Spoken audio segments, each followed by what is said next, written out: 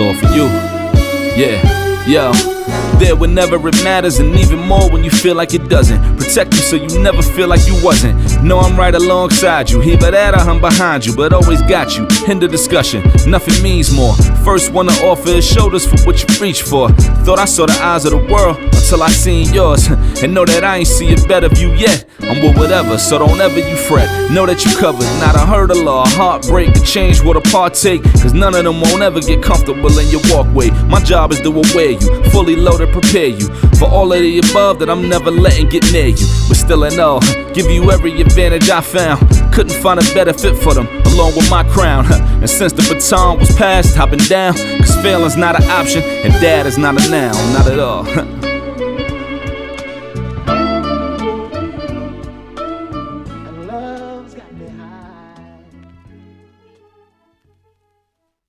Hey, what's up, everyone? This is Ishmael from Dad is Not a Noun, changing the narrative for men of color and father, but also changing the narrative about the things I care about. And on today's episode of Dad is Not a Noun, I want to share the story of Esther Fordham. And the reason why, because I'm truly a lover of history, especially Black history. And back in 1995, Frank Fitzgerald recorded an interview with her because she had an interesting story, and her story was growing up Black in Nazi Germany. And it was truly a fascinating interview because I always wanted to know the Black experience in that time period, and one of like the ugliest time periods of a generation, of the disgusting things and horrible things that the Nazis did at that time. And to get that Black experience, her firsthand account of growing up in that world. And what you see right now is a picture of her. She passed away in 2019, but it is a credible conversation of the account she lived as a young girl at that time. So enjoy the interview. Again, thank you, Mr.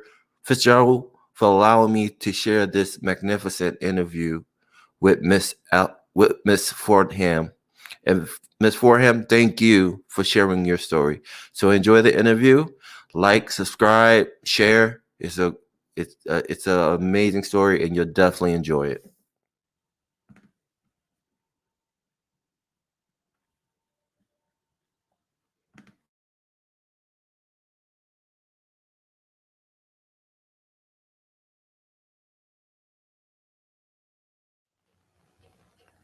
I was born in Hamburg, Germany in 1925.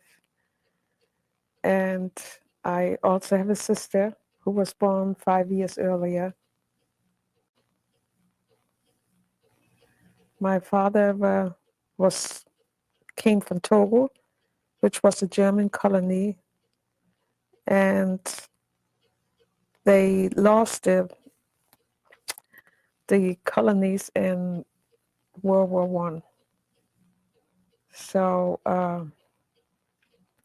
when my father came to Germany, he was brought to Germany by a nobleman when he was 7 years old, and he grew up there and was educated in Germany. And then later on, he went on his own, and first he sold cigars, and then he decided to, when he was 20 years old, he decided to go to Africa. And when he went back to Africa, he brought back an herb, and out of this herb, he made toothpaste and tooth powder and also tooth water. So he opened up his own factory and was very successful. After a number of years, things went bad and he went bankrupt and lost all the business. And then he went back to Africa and never returned. In the meantime, I I have another sister. My another sister was born in 1927. And when I was a year old, my mother sent me to a home. It was a private orphanage, and I stayed there for about 10 years. That was on the outskirts of Hamburg, a place called Großborstel.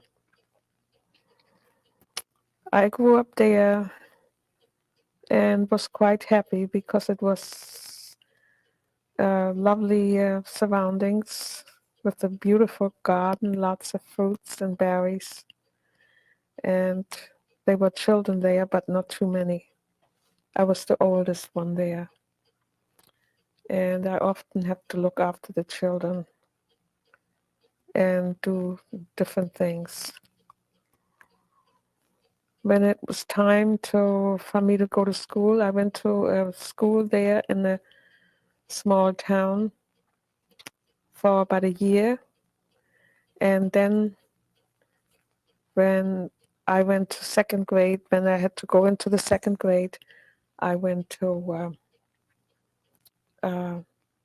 a Waldorf school. They sent me to a Waldorf school. And there I had to make a long trip every day, take the train all through the town of Hamburg, to the city of Hamburg, to arrive at the school every morning. How old were you? I was then about 8 years old. You went on a Seven, train by seven. yourself? By myself, yes. On the streetcar was this tram. They call it tram. Uh-huh. And for me, it was I had to get up very, very early in the morning and took this long train ride. And it was quite an experience for me each day to be on the train with all those people and the smoke, cigar smoke and cigarette smoke made kind of an impression on me. But I was very happy at the school. I had wonderful teachers, and they really remained with me throughout my life. But it was very traumatic. I was the only black child in the school, and at recess time, it was very, very traumatic and very hard for me to go out and face all these children because they had never seen a black child before, and they were always gathering around me and touching my hair and touching my skin. And so this went on for quite a while until then the teacher decided to keep me inside during recess time. So later on, as time went on, they are starting to close all the private school, and all the Waldorf schools had to be closed. And the school I went to Why was that? because of Hitler. They closed all the private schools. What exactly did you know about that or at that time, and what did they tell you? Well, the way it really was, when I was in the school, some of the parents had made complaints about me being there. And so the teachers decided to, that was just about during the time when they were closing all the schools, especially the Waldorf schools.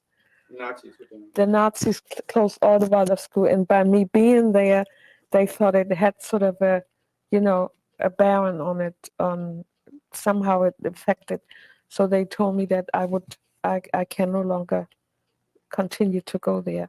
But at the same time, they were closing, and the school I was going to was the last one to close. They had closed all the Waldorf schools already, and the school in Wandsbek in Hamburg was the last one to close. So it was sort of a in between, by me being there and by them, being after the schools, closing them up. Did you know anything So about why they closed any of the other schools? I mean, what the reason was given for closing these schools? no, I really don't know the really fine and the details. Mhm. Later on, they closed all the private schools. They were only public schools. They only allowed public schools. But that was later, but they were after the Waldorf schools. So I was very fortunate. My teacher found a retired, I think she was retired, anthroposophist, and she was willing to teach me privately, which she did for about a year. Maybe you could say a little bit about your family's relationship to German people, before or during this time. I mean, what their relations was with their neighbors, so to speak. Well, yeah, well, I can only say that, even my childhood, people were always looking, and many times we were admired because of our dark skin, but it was never in a malicious or vicious way. And I can only, say that I was always treated very well, and I had wonderful friends who always stood by me, and everywhere we went, it was just that people would look, but it wasn't in a mean way that they would. It's just to them, it was something they had never seen, and. But you weren't aware of much prejudice or anything like that from the Germans? No, I don't. I never experienced any prejudice. Not at all. And on the contrary, wherever people could help you or further you to education, they never held you back, saying, we don't. Only until towards when the war was going on, it came out that Hitler said that we weren't allowed to study. So that was Who's we? my sisters. We couldn't go to universities or anything like that. That wasn't. And then towards the end, the war was on the war was going on then. That was in 19 when Hitler became very powerful. He said that we couldn't go to the sports, where the stadiums. Mhm. We couldn't go to the stadiums anymore. We couldn't go to the swimmings, to the swimming halls anymore, and we weren't allowed to study further our education. How did you get this kind of information? How were you told that you couldn't go to these places? How did you know that? Oh, we were told by the teachers from the school. The Waldorf school? No. That was later on when we Okay. went to public school. So you were still in a lower school or an elementary school, Right. and the teachers told you that you couldn't come to sporting That events. you couldn't go to the sport. You couldn't participate in the sporting events. You couldn't participate. You weren't allowed to go there. And Can you remember? I mean, how it was put to you, or I mean, did they say this is the government? The government says this, or how was it? Yeah, they were told that we were sent home. A note was sent home to my mother, telling her that we were no longer allowed to participate in any sport events or at the swimming and other sports. That was no longer. It's just like it was handled like the Jewish people. Mm-hmm. How did your mother respond to it? She just had to accept it. She said, what can I say? I can't fight them. I can't go against it. Mm-hmm. So for us, it was quite sad. And then another thing I also have to say that when maybe I shouldn't go back. See, we were stateless. And they branded us also. Even though we were born in Germany, I was born in Germany, my sisters, we were all born in Germany, but we were stateless because my father, when he came from Africa, he never became a natural how did you say it? Naturalized citizen? He never became a naturalized citizen. Mhm. And I don't know whether he would. I think at the time he would have been able to do it, and I think he was allowed to do it, but I'm not sure. But so that left us stateless, even though we were born in Germany. But when you are born in Germany, when no matter, it's always, you are always what your parents are. If your parent, my father was stateless, he was not a German citizen, so so we were stateless, and that made it very difficult for us, because as we were on, they would always say, well, you're a stateless person. You're not a German, even though you're born in Germany. But other than that, we have there was no any that we were treated badly, or that we couldn't go anywhere, couldn't go places that it was just like when we were children, when we couldn't participate. But other than that, you could go any place you would like to go. Nobody would say you can't come in here or come in there. And what was your mother doing at this point to support your family? She had the store. She had the store for about 30 years. Did you say exactly what kind of a store this was? Well, it was antique, and second, it was a combined. Antiques and It was, yeah, but it was more antiques than anything else. you mentioned The name of the store was Fundgrube. what does that mean? Found a treasure. Wow. Found treasure. And she ran this business on her own. Well, no, she and her friend did. She didn't do it all by herself. So did you see much of the Nazis at parades and whatnot and that kind of thing? Yeah, I did. Every there were parades, not too many in Hamburg, but I did. I remember one when I was small, that we had to, in school, we all had to turn out to go there to when Hitler came. And what was that like? And that was very interesting. It was just something that I will always remember. Seeing Hitler on that, like going by in the car, How far away were you? Oh, I was far away. Mm. I was far away. I did see him, but I was far. I was so small, I had to peek through. Mm. And they wouldn't, whenever you wanted to get closer to it, they would just push you back. Mm-hmm. What did you call this when they, like the police, they all hold hands? Yeah, I don't know And, what it's called. yeah. Crowd control. Yeah, like, Um, But that was about the only time that I ever recall, seeing Hitler. He didn't come to Hamburg very often. as a kid, I mean, did you have any feelings about these people? I mean, the power structure at that point. Did you feel threatened? Were you? No, I never did. Did you know what was going on? I mean, what was your awareness at that point of what was happening in the country? Well, I really didn't. I really didn't. I never thought about it, and it was never really. We were really more concerned as when the war started.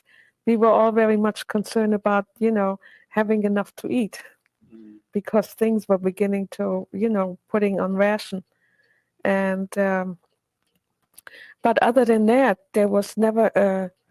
I never had any problems that people would say you can't do this or you can't come in here. For most of the Germans, we were dark skins, and there was always something special to them.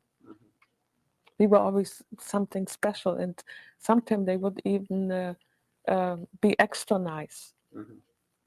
So all during the war, I never had any problems.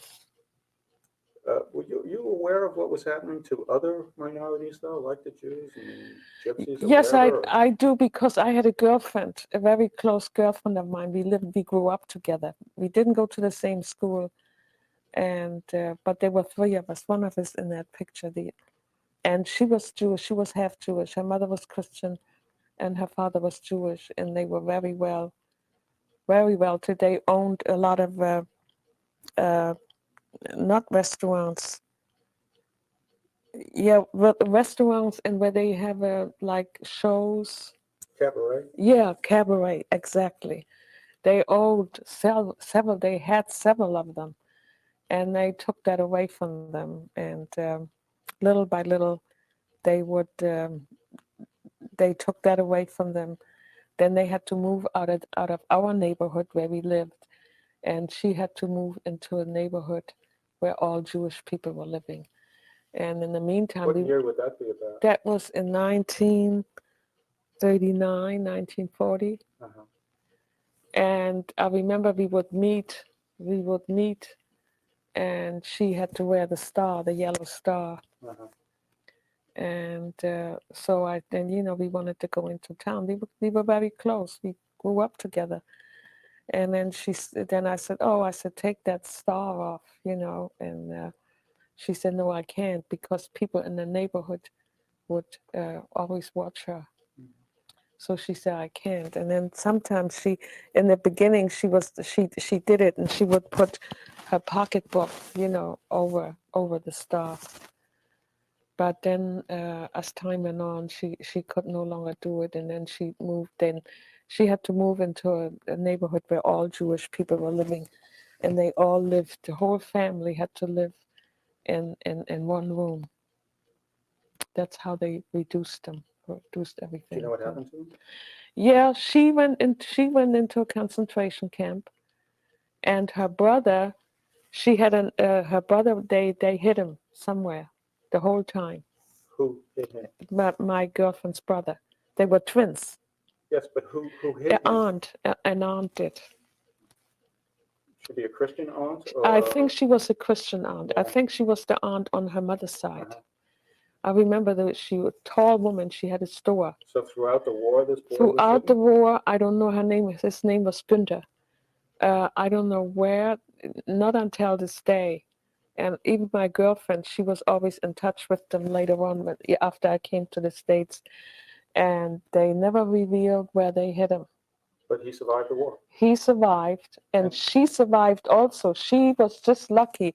She was in a concentration camp, and her father was in a concentration camp. They didn't bother the mother. And then she got, I don't know what concentration camp she was in, but just before the war was over, the Americans were already coming into Germany, and the Nazis had undermined the whole concentration camp. They were going to blow it all up, and the Americans just got there in time. So this was outside of Hamburg? That I don't know exactly. No, I don't know where that concentration camp was. I don't remember. I don't know. You met her again after the war? Yes, I saw the whole family after the war. I just happened to run into them. And then after that, I never saw them again. Did the father survive? The father survived, the whole family. I saw them all together right after the war. So she had all her hair cut off. They cut off her hair. She was all bald. But she survived it, and just by the skin of her teeth. The Americans beat them to it. Otherwise, they were ready to blow up the whole thing.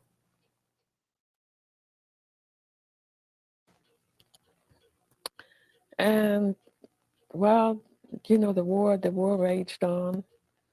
Right, you mentioned having to take shelter from the bombing. Yeah, we had to. We lived in where we lived. The bombing was going on day and night. We always ran into the bomb shelter down below. My mother would never go. She would stay upstairs. And then one time, our neighbor, she reported my mother to the authority, to the Nazis. But they didn't do anything to her. They said, Frau Anemu, that's my mother's name. She stays upstairs to give signals to the enemies. That was our neighbor, and because my mother said, I don't want to die. I don't want to die in the bomb shelter. And if they drop a bomb on the house, then I'm gone. But I don't want to suffer the slow death.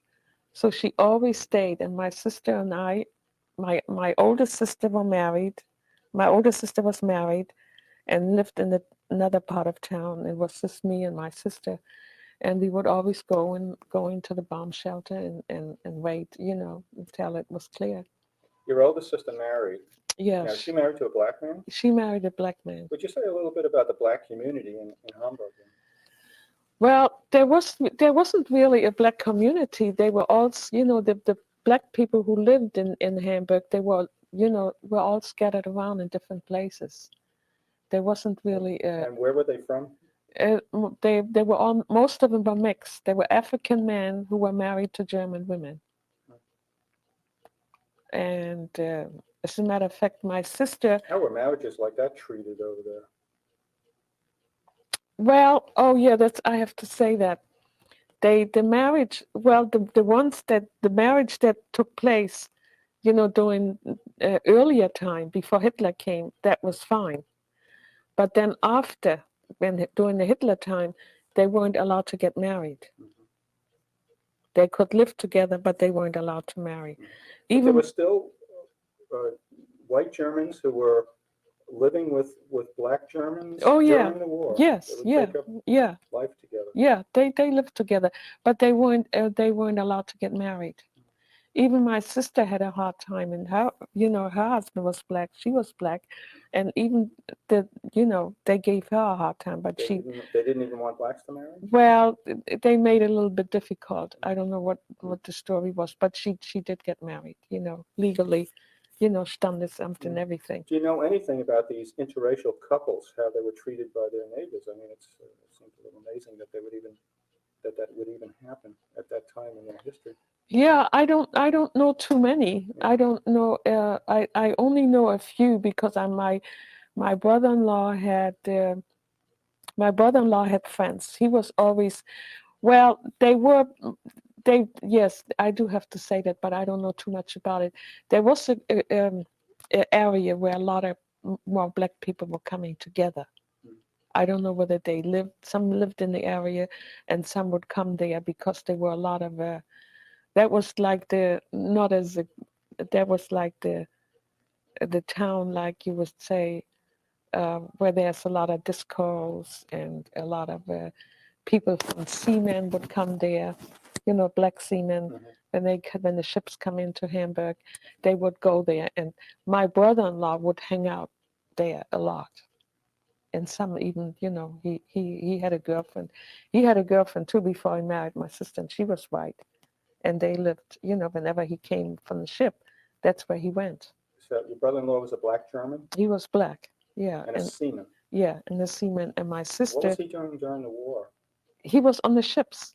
On German... He was on German ships. Merchant ships? He was on German merchant ships, cooking and baking.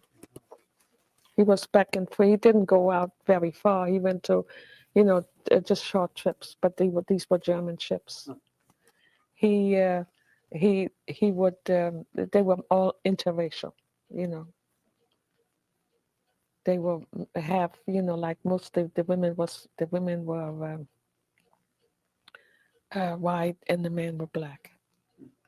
So I know my sister. She had a boyfriend, and he married. And after that, when they broke up, he lived with a woman. White woman, and they had 2 children, but he couldn't marry her. That was during the war. That was doing. He wasn't allowed to marry her. Mm-hmm. So the Gestapo didn't bother them, huh? These interracial couples. No, they didn't. So they were quite. Now that I think about it, they were quite a few. But I never, got involved. I only know from my brother-in-law. And my sister-in-law, my sister, You know, he was very, my brother-in-law was very color conscious in so many ways. But even though he lived with a white woman, but it was always his desire to marry his own, to marry a black woman. So so he hung out a lot, with black people, but they were just people who coming from the ships. In 1943, when they bombed Hamburg, day and night, that's when we lost everything. Until then, all during the bombing, we always were able to go back to our home. But that was already the Americans and the English, the British already had told us we're gonna wipe out the whole city. So did your house actually get hit, or what? Yeah, they bombed it. We had an apartment. We didn't have a house. They So- bombed the apartment and my mother's store. My mother's store was about 2-3 blocks away from where we lived. What was that day like? It was awful. Why don't you tell us about that? I never forget that day. I'll never forget it. My mother, in the meantime, my sister was married, lived in another part of town, and she was bombed out. If she hadn't have gone into the bunker, there was the high bunker, not underneath, but it was a tall. So when my sister, she just took the child. She lived in a garden apartment, and the bunker was about a half a block away. So sometimes she wouldn't go because she figured, maybe just one plane, and then they just, But this time she just took my niece. My niece was about a couple of months old, and a suitcase, and she ran into the bunker. And so there was very heavy bombing that day, and everything. When she came out, everything was leveled. Everything was gone. So she came to stay with us. That was in 1943, in the summer. It was in July. It was very, very hot. They just said, if you stay in the city, you're under your own risk because we won't be able to dig you out. That's how bad it was getting, And they were taking all the old men, the old people. They drafted them to clean up and rescue people.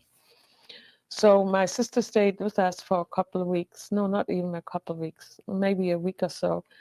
And then my older sister with the baby and my younger sister went, just got on a train. Wherever they got off, that's where they were going to be. So they said it's the best thing for them to do because especially the mothers who have babies, they shouldn't stay in the city. So my sister and my younger sister, my older sister, my younger sister, they went, and I stayed with my mother. So they went on a train, and they didn't know where they were going to go, and then they wound up in South Germany, in Bavaria, in Hamburg. But in the meantime, it was a long way off. They were just on the train for days. But in the meantime, I stayed with my mother, and so my mother said, she said, so we had Oriental, we had a lot of Oriental, a lot of antique stuff, and we rolled everything up, and some of the stuff she put down in her store because she always said, I don't think both places are going to be bombed out. So we took our stuff, we took a lot of things and put it in the store. And then, I had a bird, I had a parakeet. It was so sad. So that it was the last day. And I remember saying the prayer, hoping that, I'm going to come back. So we left. We didn't stay. Usually we stay, but this time my mother, it was really bad. So we took our suitcases. That's all we had. We took our bicycles, and we went out to the seashore. That was outside of Hamburg. And that night, everything was demolished. That night, it was a clear night. It was just very warm, and she could see. She said they're bombing our district now. She said And the Americans, you know, they had these. They were throwing these phosphor things. Yeah. These look like Christmas tree when you see them in the air. Kind of like flares. Right, right. But they look like Christmas trees, Mm. and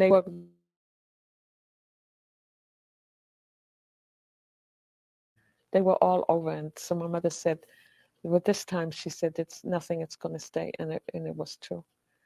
So the next day,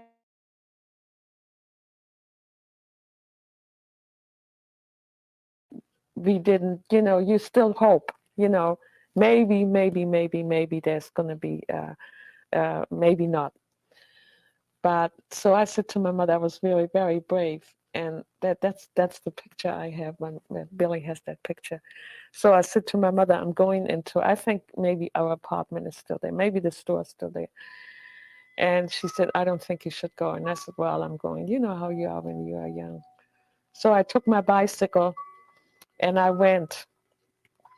And as soon as I approached the apartment building, it looked like it was still standing, but it was only a shell, you know. But from a distance, you thought it was because all the other houses were on fire. You know, it was so dark that night. It was pitch dark, just like 12 o'clock midnight. And that was like in the daytime, 12 o'clock noon. See the smoke. Yeah, it was just pitch dark. And I had a handkerchief. I saved that for a long time. So I put the handkerchief over my face and I was on my bicycle. And then as I approached the apartment house from the distance, I said, oh, yes, it's still there. You know, everything is there. But then as I came closer, it had already burned out. And as soon as I was about just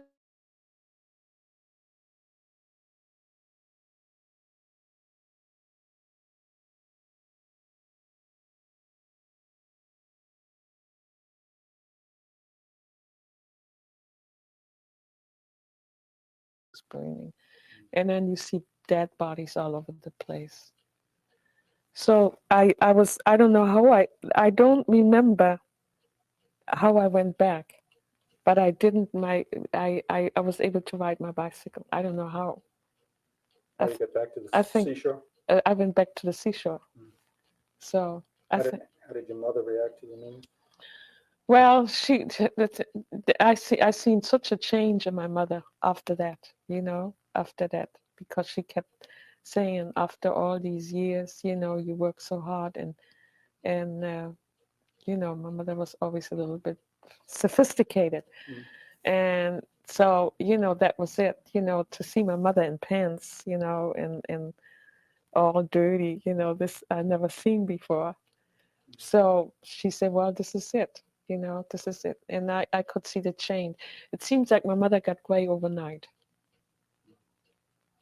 And Did your family your family or yourself have a kind of sense that the Germans were the bad ones in this war? I mean, or did that not really enter into things, or what? I mean, the Germans, no, I not, mean, no, not for me. I don't know. I mean, how did you feel about the Allies bombing your city? Well, it was terrible. I mean, it was awful. Everybody was talking about the Tommy. They call it the Tommy, the British. Yeah. They call it the Tommy and the Ami and Tommy. But you didn't necessarily, you or your family, see the Germans as the aggressors and the bad guys. No, not. It was just that the war was on. I mean, they were fighting, and it was terrible to being there a victim. And then I remember that people were coming, the German soldiers were coming home on leave. And yeah, there was a guy, he lived in our building, and he said, I'd rather be on the front line than being in the city, than being home and just waiting for death. I can't defend myself with a gun or anything. I just have to sit here and wait for death. So they said, well, we are worse off. They sent us home for leave and look for their family. A lot of children, a lot of people were being killed. But they said that, what can we do? But you folks, I mean, your family and everything were pretty well Germanized then. I mean, in a sense, Yeah, very much so. I mean, doesn't sound like anybody was very political or anything. Or No, I mean, you had these Jewish friends who were put out of business, so to speak, and right. put away into whatever. I mean, if they were they called concentration camps? I mean, and what did that mean to you? And it, but yet, it's still It was- still within you.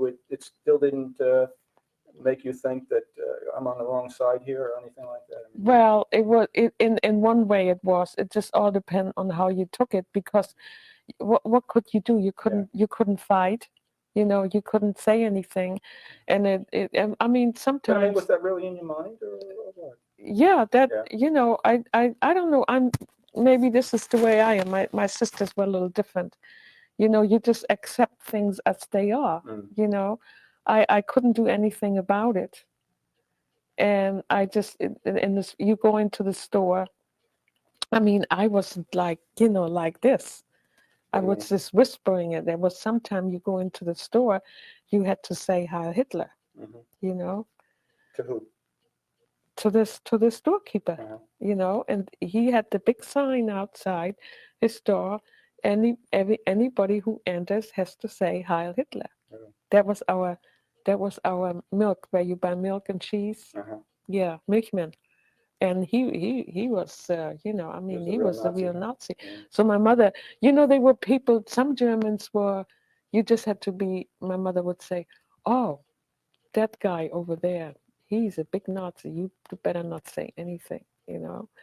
And then you could say this store, they say, oh, they are okay, Mm-hmm. They just go along with that. But some of them would say, don't you say Heil Hitler, you don't come into my store if you don't say Heil Hitler.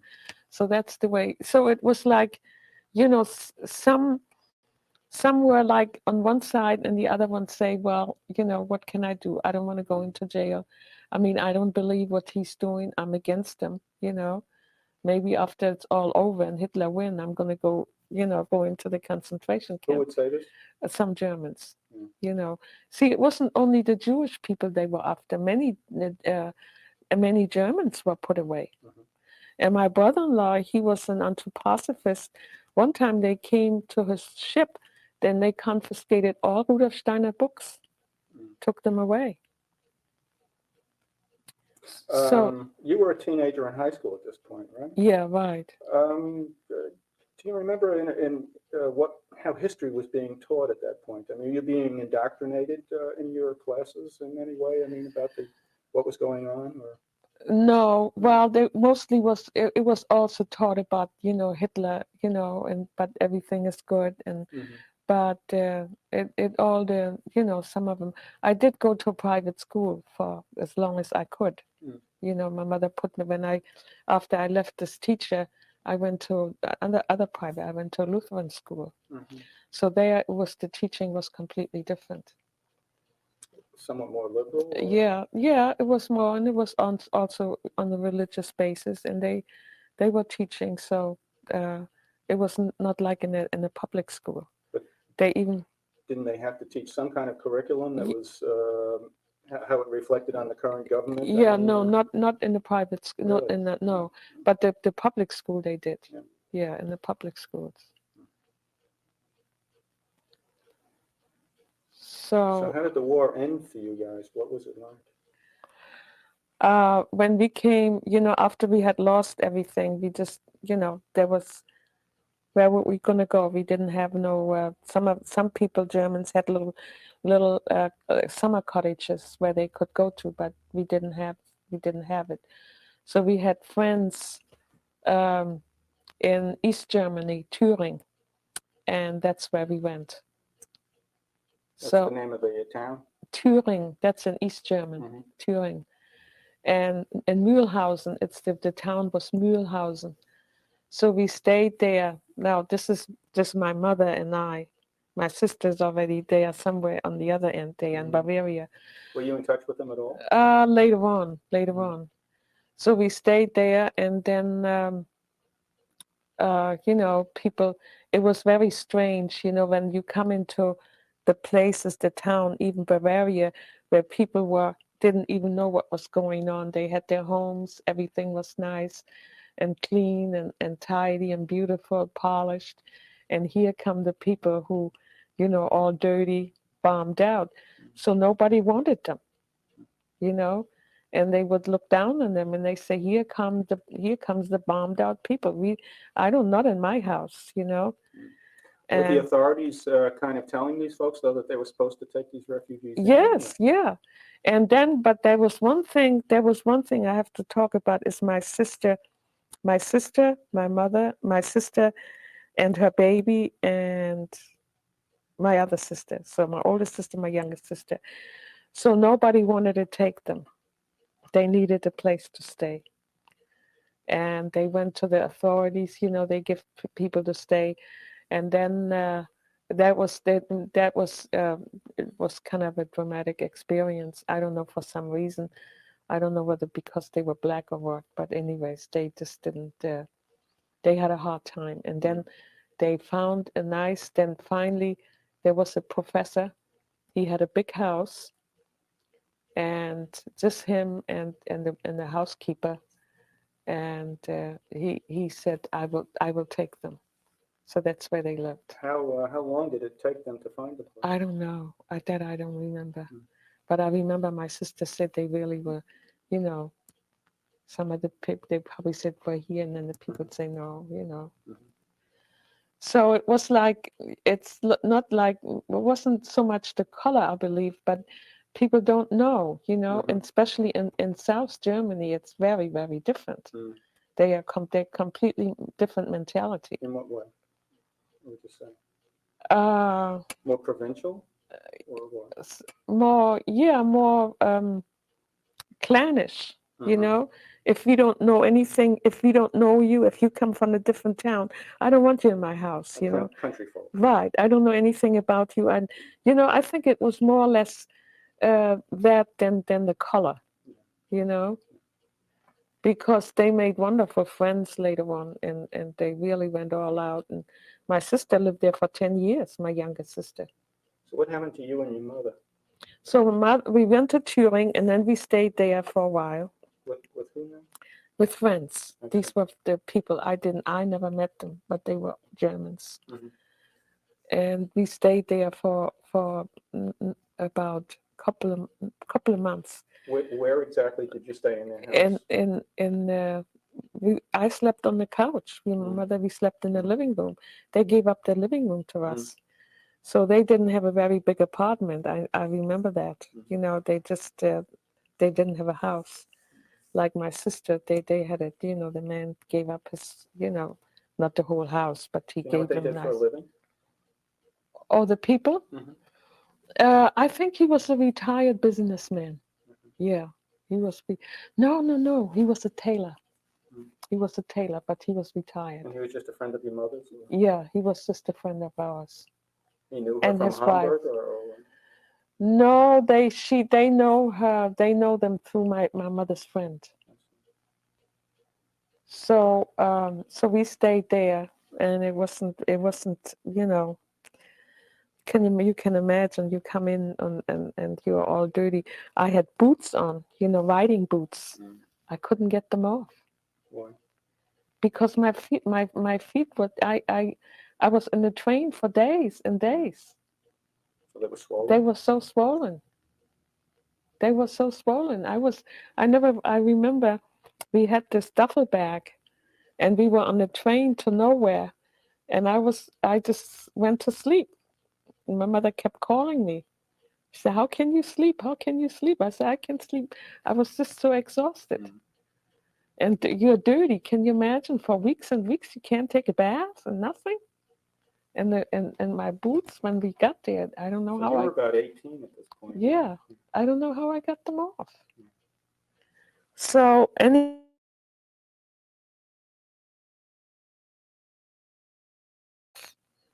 if I have to live in a chicken coop, it's and call my own. I don't want to live with, being a guest. You are just only how do you say it?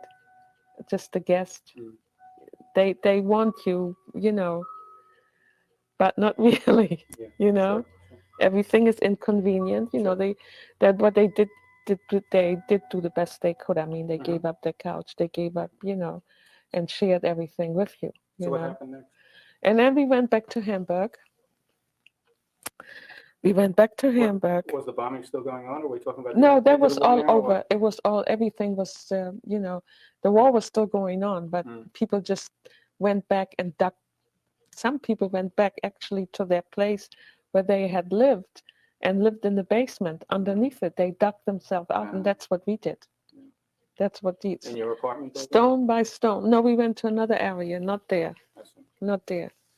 Stone by stone. So you just dug yourself out a hole. And out of a hole, but that was another area. It was also an apartment. And Did somebody say you can live here, or did you just do it, or what? I don't even know what. I don't know whether you had to have a permit.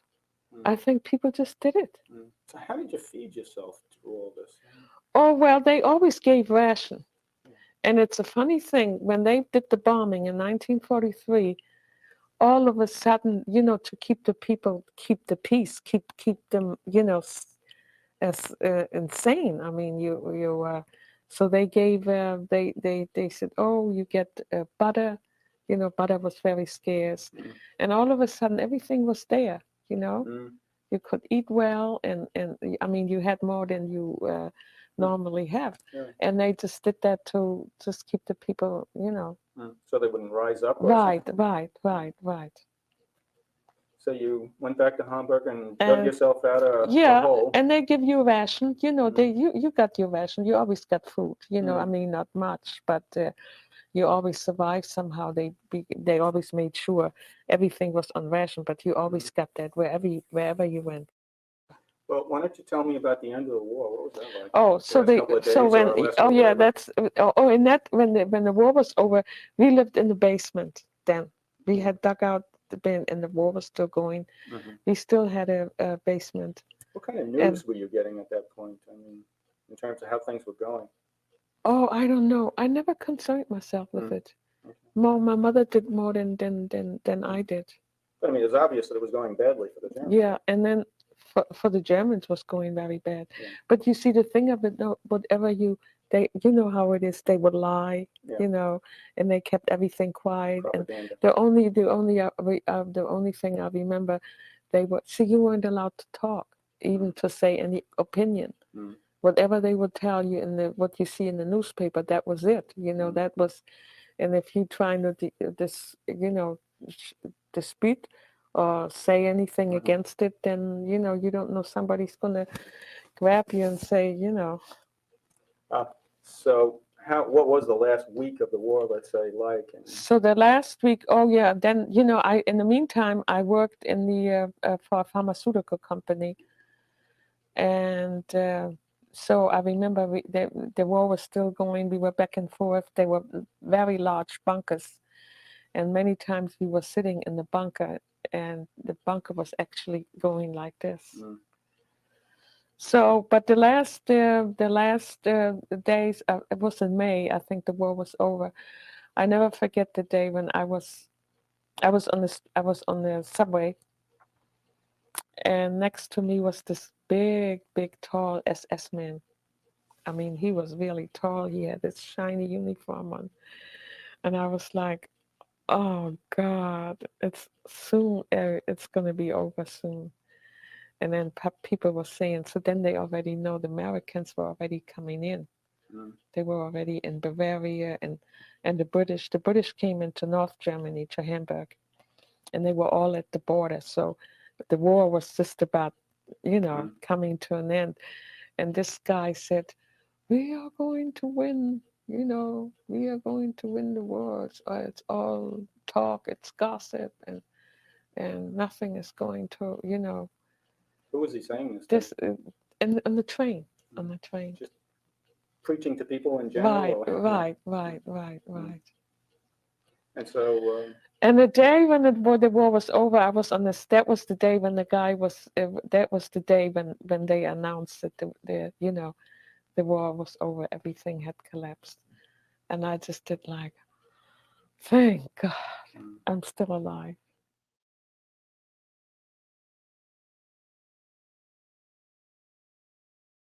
after when it was over, they, when they discovered all the concentration camps, they had it posted, the British posted it all over the place. And I remember people are standing there like, we didn't know that what was going on, and a lot of people didn't. I always hear that they said that the Germans know, but a lot of Germans didn't know. Could be they didn't want to know. They Yeah, I was just going to say that could be too. But I believe that. But then I heard something. I don't know where it came from. That they were. I don't know whether my mother told me. There was a train. We used to go out, during the wartime. We would go to the farmer and get potatoes and butter, exchange for something else. And I think it was, it was outside of Hamburg. And somebody said that they heard moaning and groaning. From where? In that area, that's where the concentration camp was.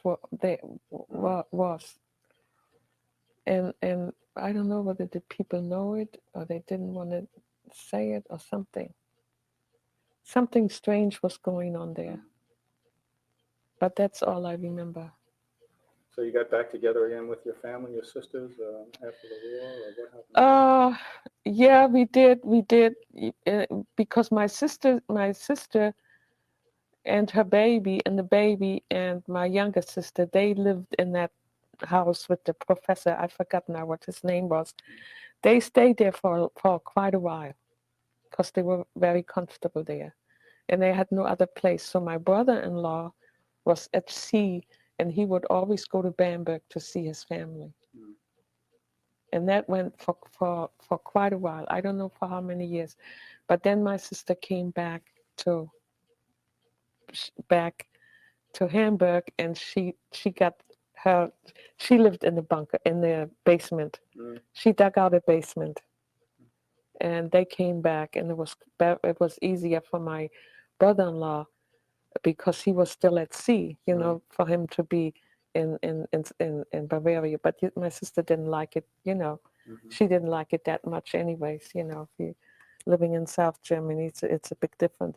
But my younger sister stayed. She stayed for a long time. So then you got to meet some American soldiers, huh? Oh yeah, later on I met some Americans. We went there, and I met my husband in Bremen. So what was that like, meeting Black Americans? Yeah, there was in the Americans. So first we saw the Americans in Bavaria. So how did you date a number of Americans, or how did that come about? I mean, what was that like? What was your like in meeting American Black soldiers? Oh yeah, the Americans. They were so overjoyed that when they saw blacks, they didn't know that they were blacks in Germany. And we would walk in the street, and they said, oh, and they would stop, and they said, oh my goodness, are there more blacks around? They said, we don't, and then they were, how did you survive? And didn't Hitler kill you? And it was really interesting to see their reactions, And someone would say, oh, they would just laugh and yeah, and what can I bring you? And they would go to the PX and bring all kinds of stuff. And you were able to speak English, though. Yeah, right. Yeah, I speak not as well, but I had English for a long time. But I bet you they thought you had a real cute accent. They were really, it was really for them. They just didn't, they just couldn't believe, that they were blacks in Germany. In France, they had seen a lot, I think, yeah. But you did end up dating at least one soldier. Yeah, one or two. And then I one day, and we went to, that was because this black lady, Tante Henny, I don't know why we went there. And that's where I met my husband. Somehow he was in the ammunition. He was with the ammunition depot. I see. Yeah. And what was his name and what was his rank? He was sergeant first class. Yeah. What was his name? And William Fordham. I see. Yeah. And so, what did you guys do on a date? Oh, we just went dancing. You know, they had dancing out in different places.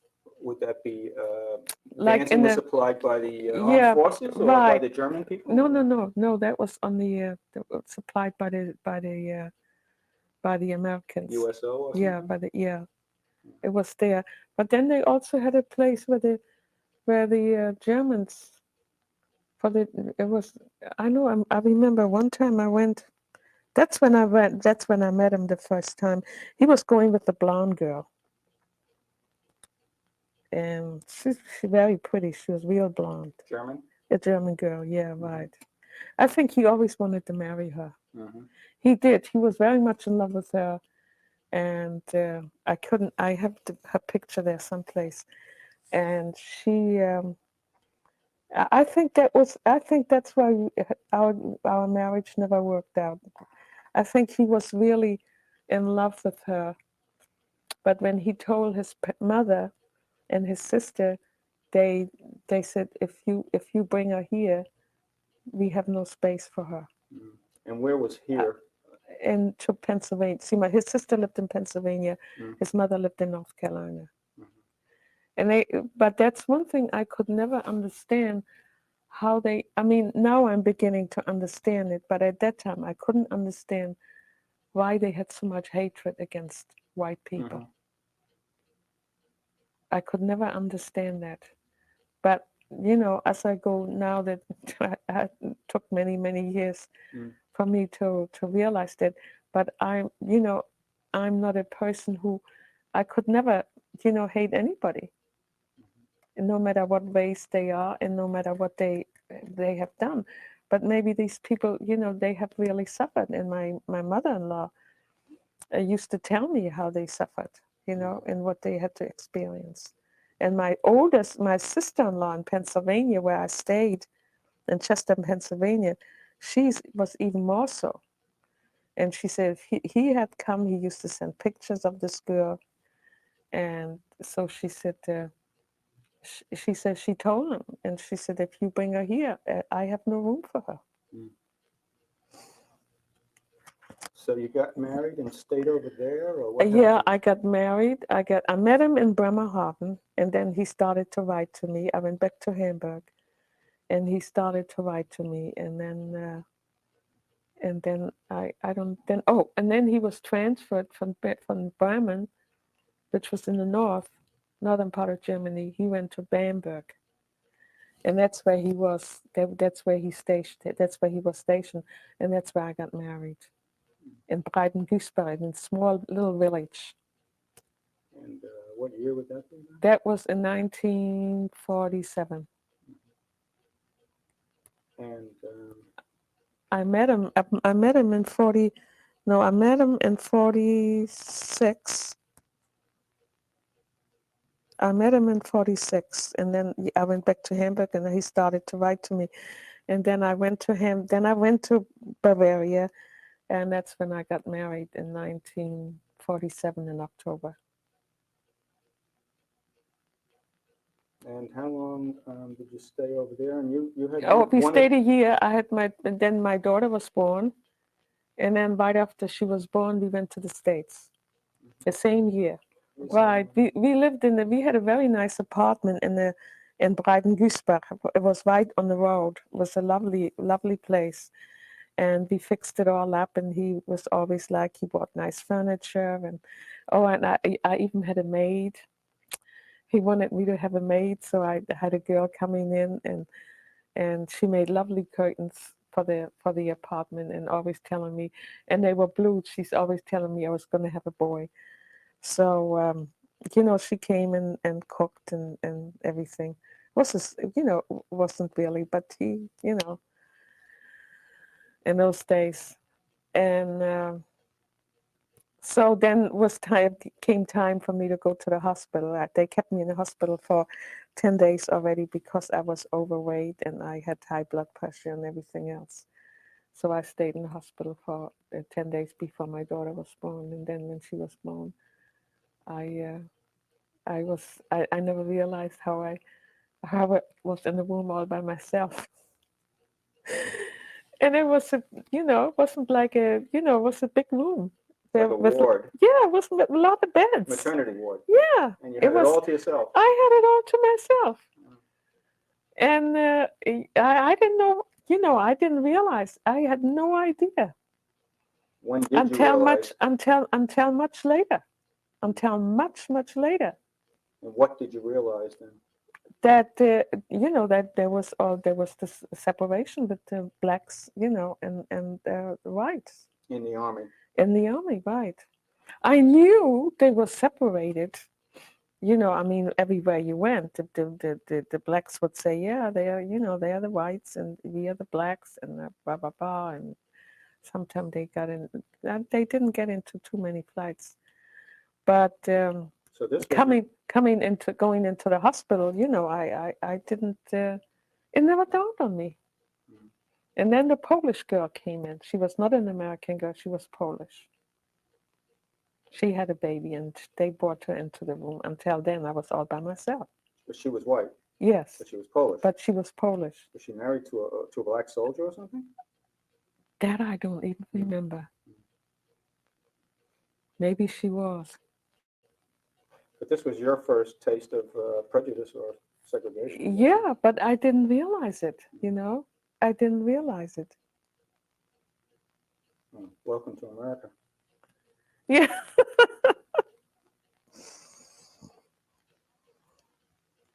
I don't know. It's very strange. I had lots of experience, even here in this country, and it's not until much later that I realized, oh, this person was prejudiced. But at the time, when it's, I'm not aware of it. Mm. So, well, maybe my daughter always said maybe that's what made you survive, because I never really, I was really not. I don't know how you would say it. How you can. I wasn't affected by it. I just, life goes on, and I always felt like if you don't accept me, there's nothing I can do about it. I'm not going to get mad. I'm not going to get angry, So maybe it's a good way to be. Maybe not. I don't know.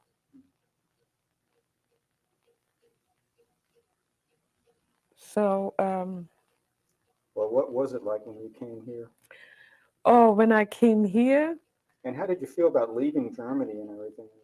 I wasn't very conscious. I was sad when to leave Germany. And you came, But- you had just a daughter when you left. Yeah, I had my daughter, yeah. But at that time, my marriage was not very nice, and my brother-in-law, I remember before we left, my brother-in-law came all the way to Bamberg. He asked me if I was happy, and I didn't answer that question, and he could see on my face that, things were like they should. But so we just left it there, and we left for the United States, and so when I got here, we landed in Fort Hamilton. I'm sure you know what Fort Hamilton, huh? In Brooklyn. Oh, yeah. That's where we landed. Mm.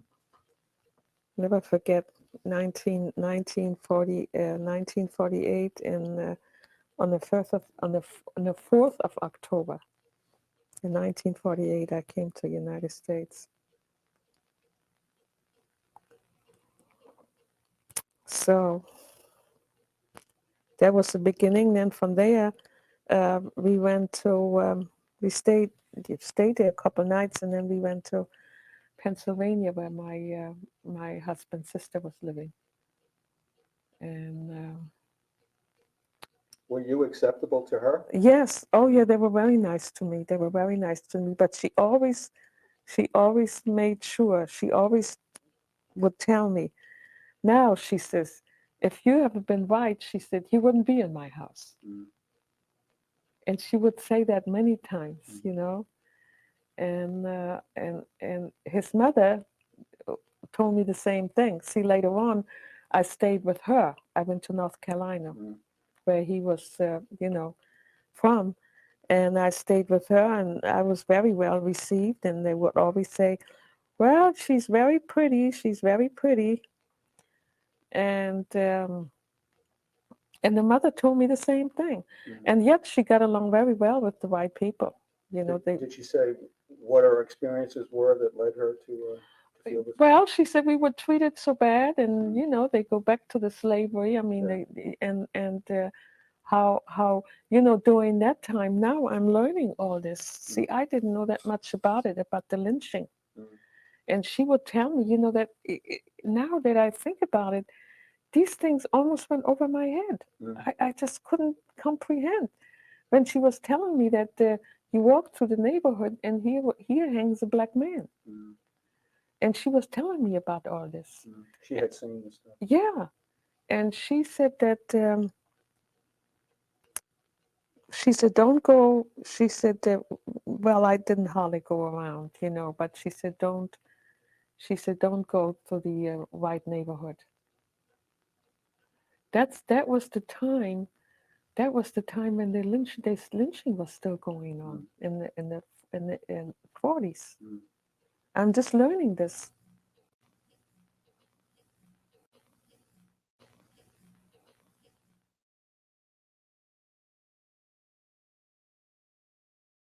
So you had one other child? No, two. So you have two. I have children? two. Yeah, one is living here now, and then the one who's the last one is Bill Fordham. He named after his father. The one who's you had three children altogether. three. Yeah, the one who was a teacher, Waldorf teacher. So he's back in Germany. He's back in Germany now. Your son. Yeah. And your daughter is also back in Germany. She's been living there. Yeah.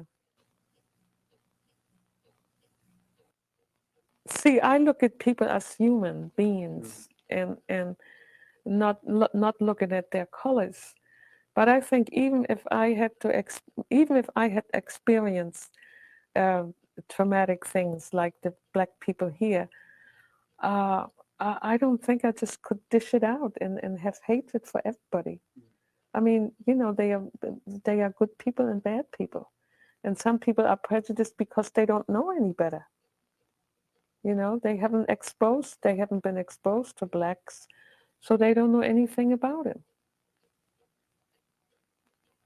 So I don't know. Maybe that makes me different. That look at things in a different way than other people do. Well, you've certainly had a unique experience. You seem to have been the one and only in many situations, or certainly one of the few. Yeah, I think so too. Even An outsider. even my sisters, you know, and well, I feel, you know, there was a time I never felt comfortable in this country for some reason. It wasn't only because of my marriage. So maybe it could have been that things were different.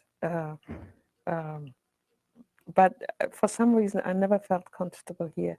And it was in the 70s, I remember when I was working, I just wanted to go back to Germany so badly. And it then, you know, as you know, the more I studied anthroposophy and came into, you know, came to find my own self, I began to realize that there's a reason for it, that I'm here. You know, it's not by chance, and then I really, you know, I've come into terms with it and accepted the fact, and then I just took it from there. But I can never say that I really was happy here. But I know, just felt like I'm here, you know, for a reason, and I brought up 3 children here, and that was my karma. So from then on, it was easier, you know, it was easier. I didn't have this grudge, always saying, "Oh, why did I have to come here? I wish I wasn't here," you know. And I know it was in the 70s. And because I couldn't really, I had to understand, many things. I guess I had to grow up. I had to get older to really realize. But I wouldn't want to miss this, experience. I still feel I'm very rich. I have, the experience I have had by coming to this country and what I have learned has only, make me a strong person.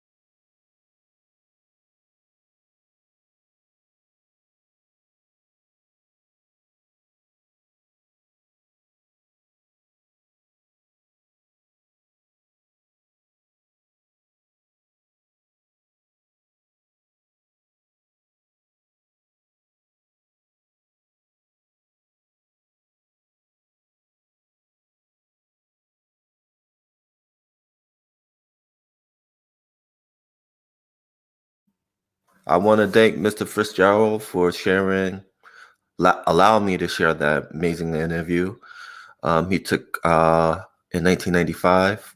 I want to thank Ms. Fordham for sharing her story. It was an amazing story. I hope you got a lot from it. And I also wanted you to experience the Black experience at that time, because I think it's important that we, especially with Black History come here, basically, to share stories like that. Because if he didn't find her and interview her, we would rarely get that experience of being Black at that time. So again, subscribe, like, share, and thank you again. Peace.